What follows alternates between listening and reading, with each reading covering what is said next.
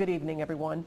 Emmert, a.k.a. Andy Earls, and Ricky Fields face arson and wanton endangerment charges for shooting up, trying to blow up, and burn down the Iron Horsemen's Covington Clubhouse. Local 12's Rich Jaffe broke the story exclusively at noon today. Joins us now from the Hamilton County Justice Center, where the two men are locked up. And Rich, I have to think it's only a matter of time before these two are extradited to Kentucky. Is that right? That's exactly right, Rob. It's really just part and parcel of a big process. If you are convicted of a crime over on this side of the river and you waive extradition, then you get credit for the time served over here. It makes it smoother and easier for everybody else. Earls and Fields were picked up Friday as part of a very cooperative effort between Covington Police, ATF agents, and Cincinnati Police.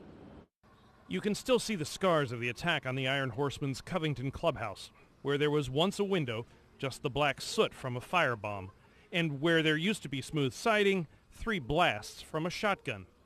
Investigators say Emmert, Andy Earls, and Ricky Fields are behind both. The investigation led to Detective John Mangus from the Covington Police Department securing a warrant for the arrest of the 2 individuals that were picked up in Hamilton County.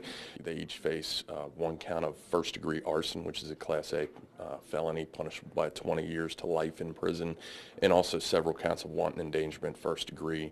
Those are Class D felonies, punishable by 1 to 5 years in prison. The 2 men belong to what used to be the Cincinnati chapter of the Detroit Highwaymen. In fact, Earls is the brother of club president Joe Earls. In mid-February, a violent retaliatory chain of events began when highwaymen swarmed out of their clubhouse and attacked a couple of Iron Horsemen, stealing a motorcycle from one of them. A short time later, investigators say surveillance cameras caught horsemen returning and opening fire on the clubhouse. About 48 hours later, they now say Earls and Fields shot up and attempted to burn down the horsemen's clubhouse.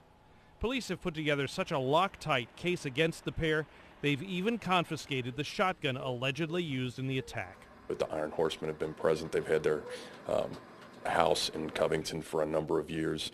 This is the first case I've ever dealt with them, and it's victims. They've never been defendants in a case that I'm aware of, so then we protect them like we do anybody else in our community. Their property got firebombed while they had folks inside, and they're a victim just like anybody else is. Now, normally, members of what's officially termed outlaw motorcycle gangs don't cooperate with authorities. However, I am told the beauty of this case is that it is so good at this point that the prosecutors and the investigators really don't need the Iron Horsemen to cooperate with them in order to convict Earls and Fields. At the Justice Center, Rich Jaffe, Local 12 News. Rob?